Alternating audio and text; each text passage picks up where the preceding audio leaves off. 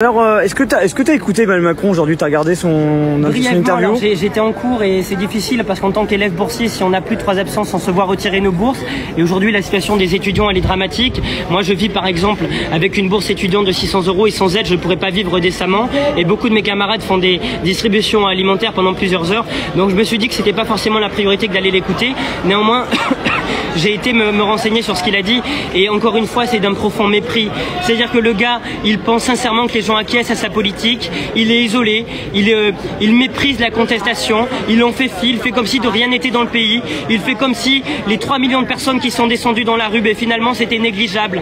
Et donc notre réaction, les amis, elle doit être de nous mobiliser, d'amplifier la mobilisation. Tu l'as rappelé, Rémi, demain, il y a une mobilisation conséquente à l'appel de l'intersyndicale, à l'appel de l'ensemble des mouvements politiques et nous devons lui montrer que contrairement à ce qu'il dit, la rue, la foule comme il l'appelle, elle a la légitimité d'écrire l'histoire de ce pays. Parce que moi je suis étudiant en histoire et Monsieur Macron, j'aimerais vous adresser un message.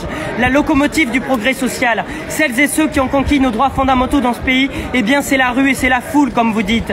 La prise de la Bastille, c'est la foule, ce n'est pas des élus. La République française, c'est ceux qui étaient dans la rue. C'est le peuple qui a construit ce pays. La devise de la République, liberté, égalité française, c'est le peuple qui a été meurtri par le sang à chaque période de l'histoire. Donc ne méprisez pas comme ça le peuple français, parce que gare à vous, à force d'insulter les gens, à force de les mépriser, eh bien ils vont finir par se lever. Et les jeunes également, parce que nous n'en pouvons plus de vous voir insulter nos parents, de feignants. Nous n'en pouvons plus de devoir faire la queue pendant plusieurs heures devant des distributions alimentaires, alors que la France n'a jamais eu autant de richesses. Nous n'en pouvons plus de nous faire matraquer lorsque nous sommes dans les rues dans ce pays. Alors les amis, comprenons une chose, ceux qui ont le pouvoir dans ce pays, c'est le peuple, c'est nous la majorité, c'est à nous de dicter la loi dans ce pays. Ce n'est pas une minorité de gens qui, parce qu'ils portent une cravate, pensent avoir la légitimité de nous dicter comment nous devons vivre. Le pouvoir, il est entre nos mains. La loi, elle doit être dictée par nous.